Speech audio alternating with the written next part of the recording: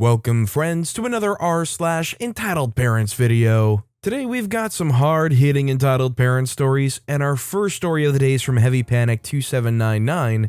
Am I being entitled for confronting my mom about something she said? So I, 21-year-old female, have just tried talking to my mom, 42-year-old female, about how something she said made me feel. I'm not sure if it's relevant, but I have ADD. Self-diagnosed, by the way. I tried to get an evaluation, but the shrink said adults can't have ADHD and gave me a prescription for bipolar. I've never been manic, and the pills didn't help. That I don't medicate for, so I'm very emotional and end up in tears when I'm upset. Which I am right now, and basically crying in a public vehicle. Also, I'm from Kenya in case some words don't make sense, and if there's any cultural clash. My mom is a great mom and it's just me and her, no siblings or dad. I'm in campus and she works really hard, so I don't really struggle for necessities, although my godfather does pay my fees and contributes to my upkeep. My mom's always gone above and beyond for me to live above our means. Like, I have a really good laptop, which may not seem like a big deal, but if you convert her salary from Kenyan shilling to dollars, she basically earns $100 a month, but the value's different here. I know my mom loves me and I can't dispute that. My problem is that my mom always lets out her frustrations on me. She says whatever comes to mind first, and I feel like despite her loving me, she doesn't care about my feelings.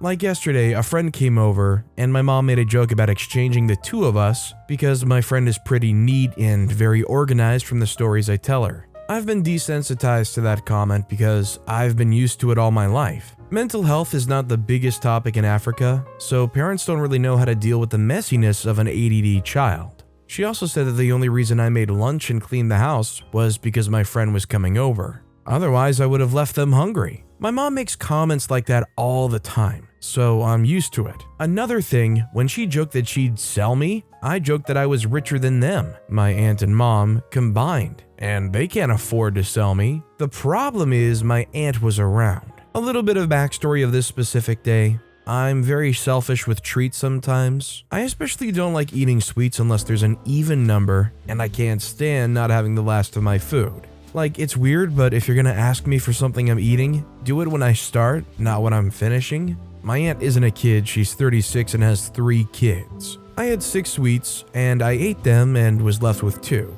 That's when my aunt asked me for one. It was either both of them or none because, like I said, I can't not have the last one or eat an odd number of anything I can count. So I was like, no, I don't share sweets. Later I bought fries and I did share them because she asked for some when I started.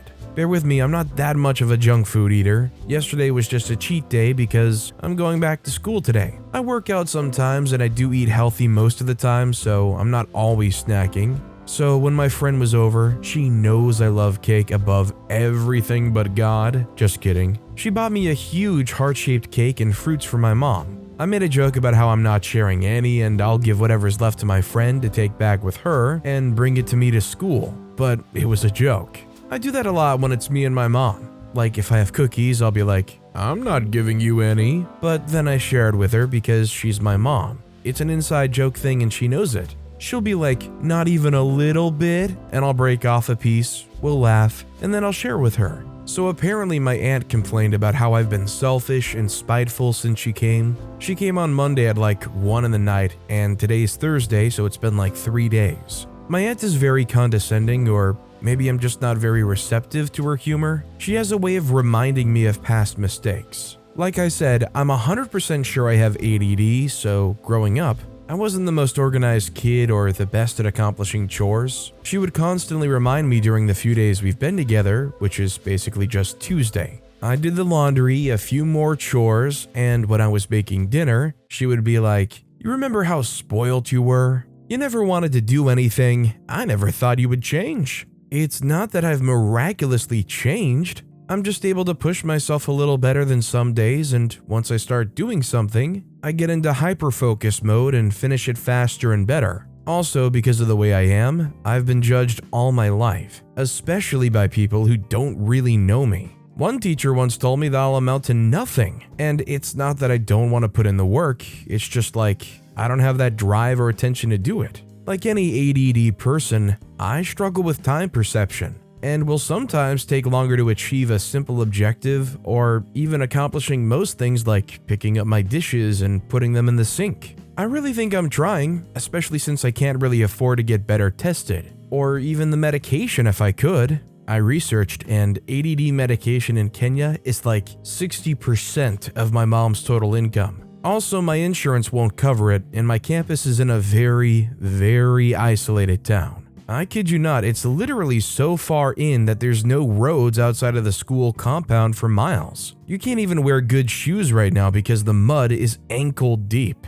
As you would imagine, getting a job is incredibly hard. So I can't really get a stable enough one to afford the testing and treatment myself. Anyway, I feel like I'm getting sidetracked, so on to what happened. Apparently my mom took me serious about the cake thing. I'm very hard to wake up in the morning, and of late I've been having problems staying asleep. Like I would wake up at 2 or 1 as I have now. There's a time lapse from when I started writing this post to now. Then I end up going back to sleep at 6 or 7 in the morning. So basically it's really hard to wake me up by like 9, which I will admit is pretty late to be waking up. But isn't that the point of a semester break? Sleeping in?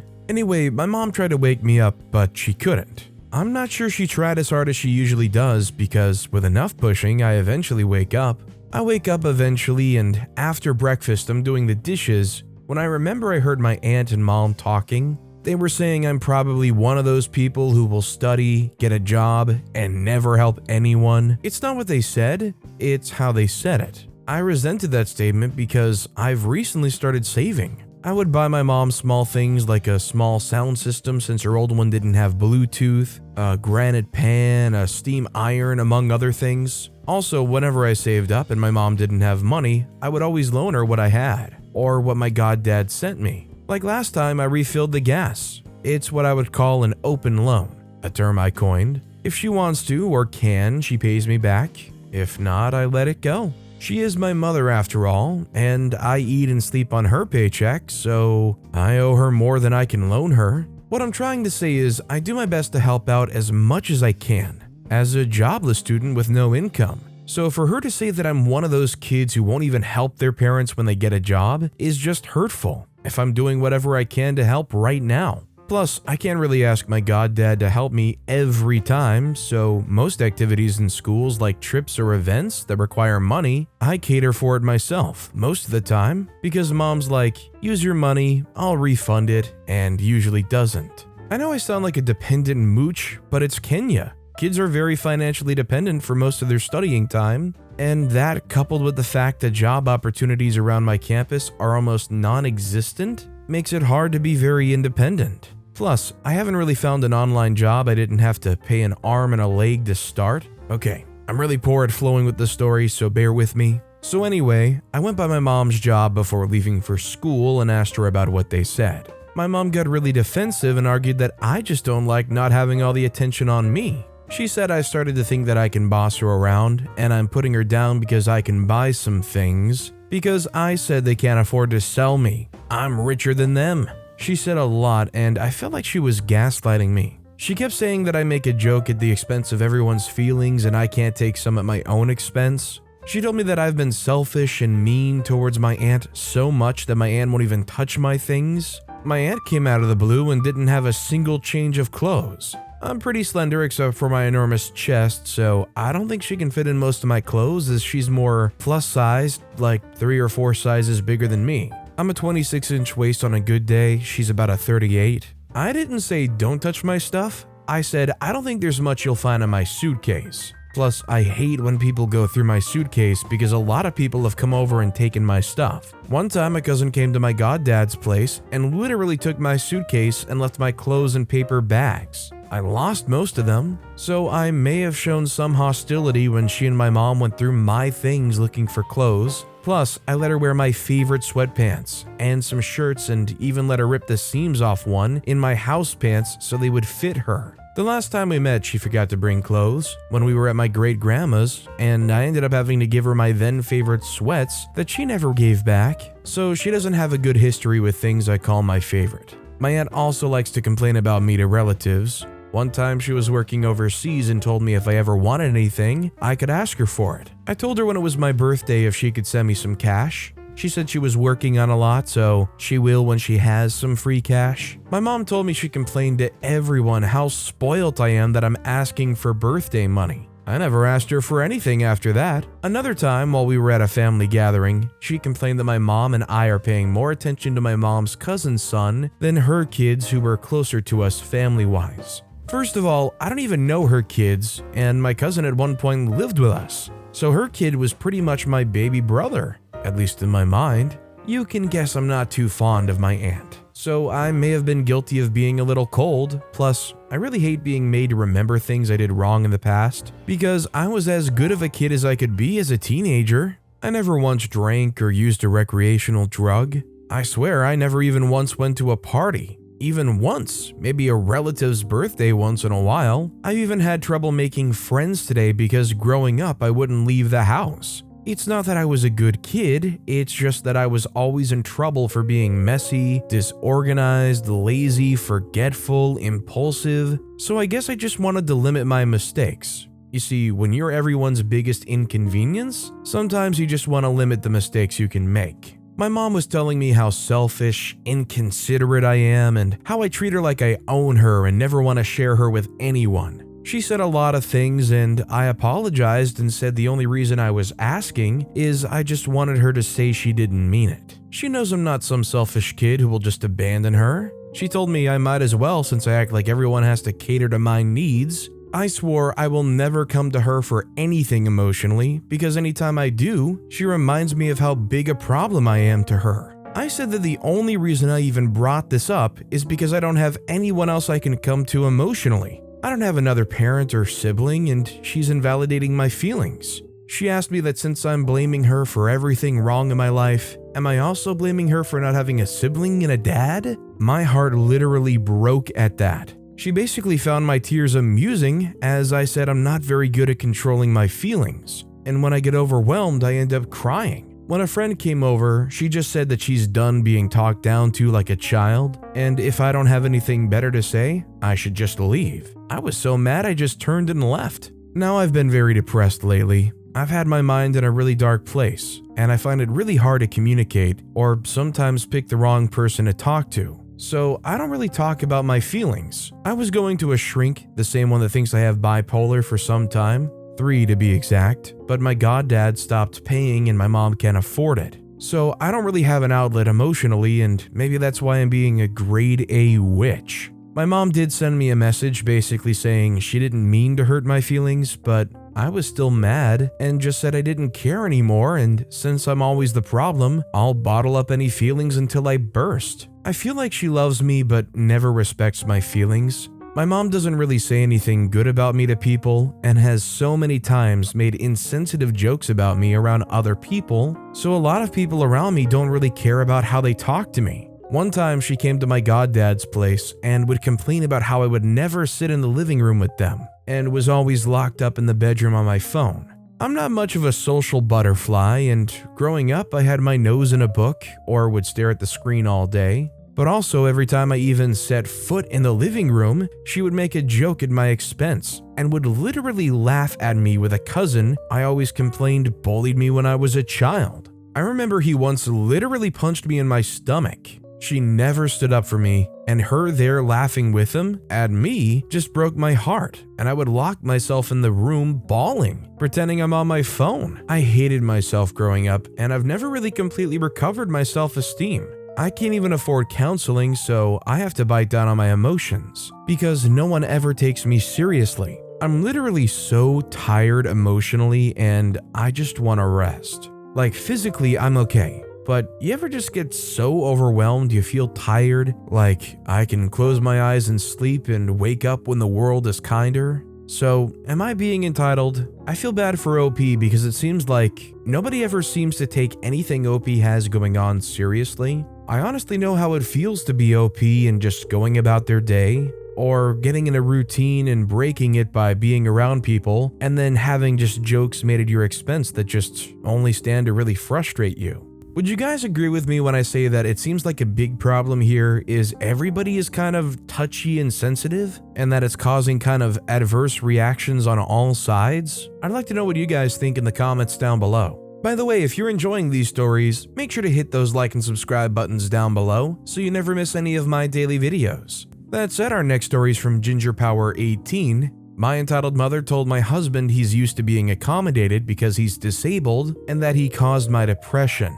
I was unfortunately raised by the type of entitled parent who would take me and my sisters shopping for hours and then take us through a drive-thru once we were exhausted and hungry and get herself a coffee, but nothing for us. I need my afternoon coffee. The kids don't always get something when the family goes through a drive-thru. She was a special kind of entitled, and I'm pretty certain she has several undiagnosed personality disorders. Anyways, I knew my husband since junior high, but we didn't become close until we were adults. He has a rare genetic condition that limits his mobility primarily. He's in a wheelchair but can walk somewhat, and when we started dating, he had much more mobility than he does now. Of course, my parents went through their own emotional roller coaster about me being serious with someone with a disability, but eventually came to terms with it and became major fans of my now husband. They were always doting on him, telling their friends how wonderful he was, and heaping on the pressure for us to get engaged. Fast forward to our married life. Unfortunately, since my husband can't work and relies on SSI, I was the sole income earner, but the SSA regulated my income, touting that if I made too much money, he didn't deserve or need their help anymore. So the federal government pushed us below the federal poverty level with their restrictions on how much income I could bring in. And at the beginning of our marriage, I didn't have a lot of resources on getting help caregiving for my husband, as all of it was new. So my already chronic major depressive disorder went from bad to worse, and I went to the hospital in September of 2019. We ended up getting some health aids for my hub by sometime in 2019, but all the stress of the poverty and the difficult first year of marriage had taken its toll on my mental health. Not to mention that my hub's home health aids were a revolving door in the home. In 2020, we got a good aid, and then guess what? COVID happened, so everything locked down. We continued our financial struggle, but we were making life work. Although I had another major depressive episode in the fall of 2020, but managed to stay out of the hospital thanks to the help of my support system, my family at the time. While my husband was a beacon of hope and sunshine in my life, my mother was a constant stream of negativity, criticism, and manipulation. When she wasn't trying to control me or criticize me, she was talking about things that I had no interest in, and had no social awareness to pick up the cues that I was not interested in what she was talking about. In our conversations, she had started to speak negatively about my husband on a regular basis, and I was getting frustrated. She would say little things like, "He isn't leading you as your spouse," or "He needs to support you more in your depression," and I didn't like the way she was talking about him. Naturally, I would talk to my hub about the things she said as I was frustrated, and he started to feel resentment towards her. By the time Christmas was coming around, I told my parents that they needed to come over and resolve things, or we weren't coming to Christmas morning. So my parents waltzed into my living room and made themselves comfortable for what would turn out to be the fight of a lifetime. I started out explaining that my mom had been making several negative comments consistently about my husband, and we wanted to talk about them and work them out. I said that we were upset by the things she'd been saying and that we didn't want her to speak that way about him. Instead of responding to the comments that we had made, she went on a long speech about my husband. She said that he caused my depression, which had gotten worse since we'd gotten married, and that he was used to being accommodated because he was disabled. She said he wasn't the spiritual leader of our small family and that she was worried about our marriage. She continued on, but after she had said the worst of her speech, my husband became furious, understandably, and went into the other room. He had been faithful and supportive of me in my episodes of depression in the last few years, and he had given me a lot of stability and comfort in those difficult times that I was going through. But my mother couldn't see any of that. "How can we work anything out if he's going to walk away?" my parents exclaimed. "We were trying to express to you the ways that you hurt him, and you didn't listen or apologize. You went on a complete tangent where you said even more terrible things about him," I cried in defense. Well, I just want you two to have a good marriage, and I just want to know that he's doing everything he can to support you in your depression," my mother wailed. "He's been my rock in these hard times. He is the reason I haven't given up. It's not right for you to say these things to him.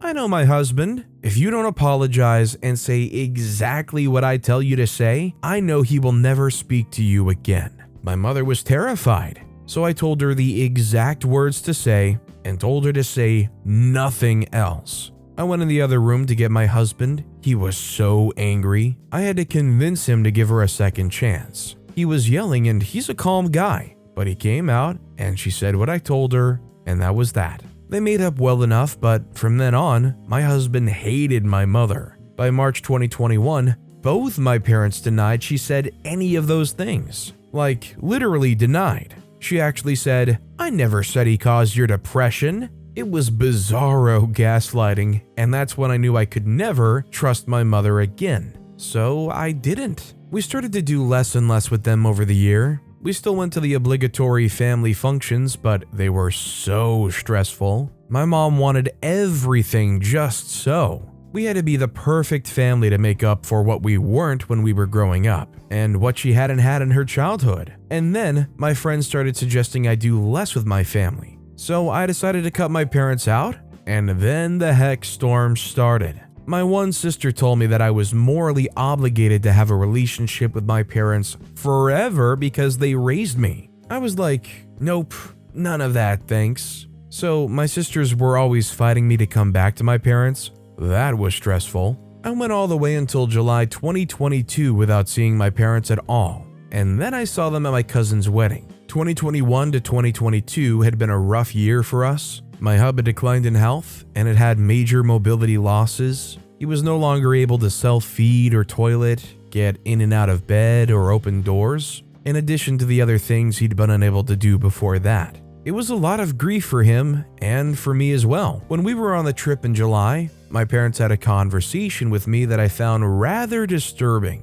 "Would you ever consider putting your husband in a care facility? It seems like there's so much pressure on you." I replied, "Things are challenging right now because there aren't any aides to pick up all the hours he's eligible for, and we could use more help, but we have things working right now. I wouldn't want to put him in a facility unless I had no other option, especially since a Medicaid facility would not take good care of him." "But we had one friend who put her husband in a facility," my dad said, "and when she did, she would always go and visit him every day. Honestly, I was kind of relieved when she put him in the facility because I felt like she got her life back." I couldn't believe that they suggested putting him in a facility. At the time, I didn't piece together the insensitivity of their suggestion, but after speaking to my mother-in-law about it, I realized that even in a best-case scenario, they were giving my husband zero consideration. They had volunteered in nursing homes, and my mother had made pleas to us when I lived at home not to put her in a nursing home, and yet they thought it was perfectly acceptable to put my husband in a facility when we had wonderful care accommodations for him in his home.